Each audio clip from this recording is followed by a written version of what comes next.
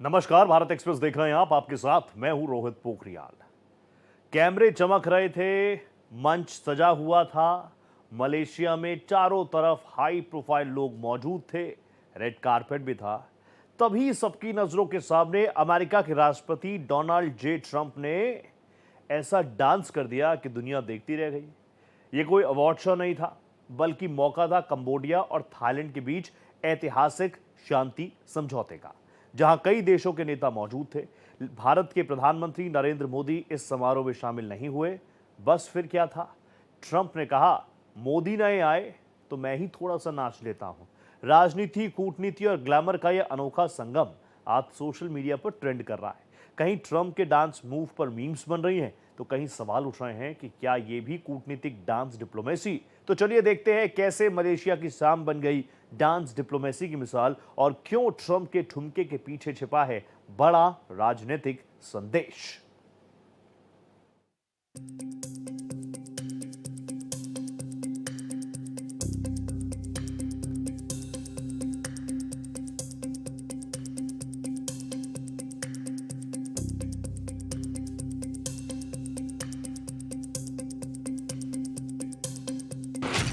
Malaysia में red carpet पर थिरके Trump.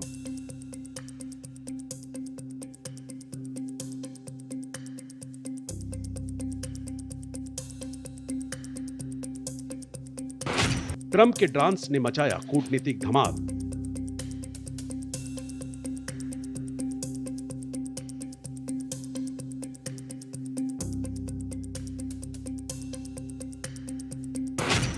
राजनीति, कूटनीति और ग्लैमर।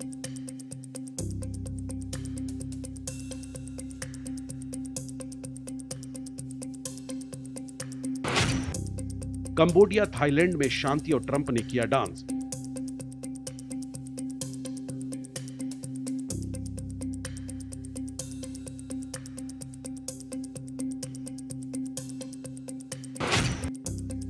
ट्रंप का डांस और एशिया में अमन की दस्तक।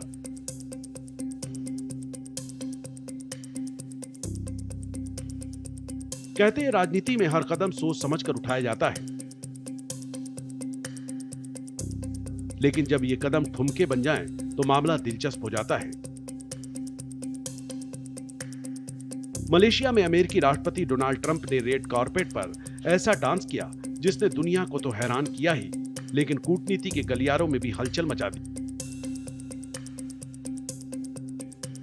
एयरफोर्स वन से उतरते ही ट्रंप ने अपनी फेमस लहर के साथ कमर लचकाते हुए डांस किया, और देखते ही देखते उनका ये अंदाज सोशल मीडिया पर तेजी से वायरल हो गया। बता दें, ट्रंप मलेशिया में एशियन समिट में हिस्सा लेने और कंबोडिया, थाईलैंड के बीच हुए नए सीज फायर समझौते पर साइनिंग सेरेमनी में शामिल होने पहुंचे थे,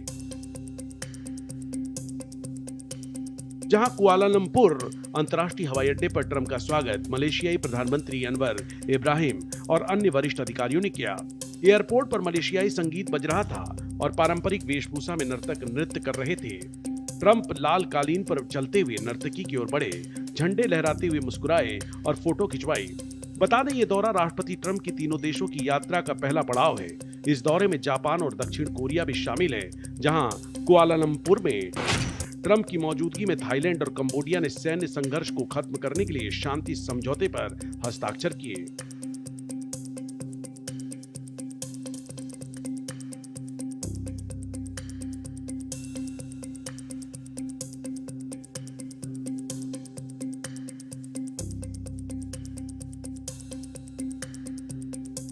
ट्रंप ने कहा जिसे लोग असंभव मान रहे थे, उसे उन्होंने संभव कर दिखाया है। बता दें, थाईलैंड और कंबोडिया के बीच तनाव जुलाई में सैन्य झड़प में बदल गया था, जिसमें 40 से ज्यादा लोग मारे गए और लगभग 3 लाख लोगों को अपना घर छोड़ने के लिए मजबूर होना पड़ा, जिसमें 5 दिनों की लड़ाई के बाद दोनों पक्ष युद्ध विराम पर सहमत हुए, जिसकी मध्यस्थता अमेरिकी राष्ट्रपति ट्रंप ने की थी। तब से थाईलैंड और कंबोडिया एक दूसरे पर युद्ध विराम उल्लंघन के आरोप प्रत्यारोप लगाते रहे हैं। लेकिन अब दशकों पुरानी तनातनी को विराम देने वाला शांति समझौता हो गया है। दोनों देशों ने युद्ध की जगह बातचीत का रास्ता चुना। बता दें, ट्रंप का एशियाई दौरा दक्षिण कोरिया में एपीईसी शिखर सम्मेलन तक जारी रहेगा। वहां वो चीनी राष्ट्रपति शी जिनपिंग से मुलाकात कर सकते हैं। अगर मुलाकात होती है तो ये उनके पद पर लौटने के बाद और अमेरिका चीन के बीच नए व्यापार और तकनीकी तनाव के बीच पहले ही आमने सामने की बैठक होगी।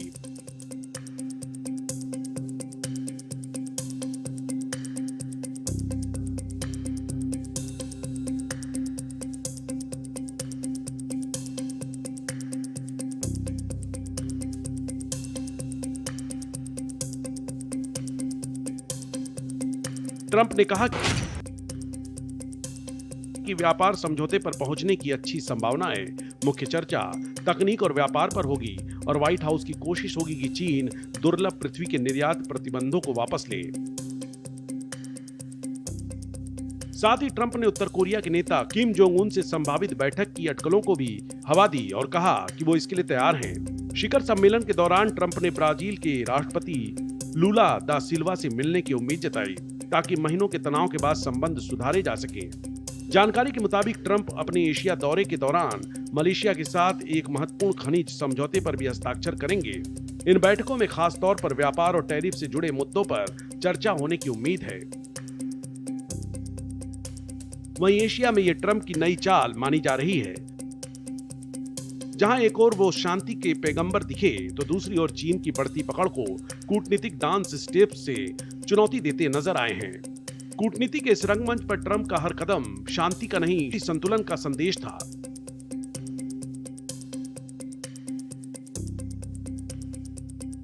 वहीं भारत के प्रधानमंत्री नरेंद्र मोदी ने दूर से ही संकेत दिया, ईस्ट पॉलिसी का सबसे अहम हिस्सा है, यानी भारत भी एशिया की इस डिप्लोमेटिक नृत्य सभा में अपनी ताल सेट कर चुका है।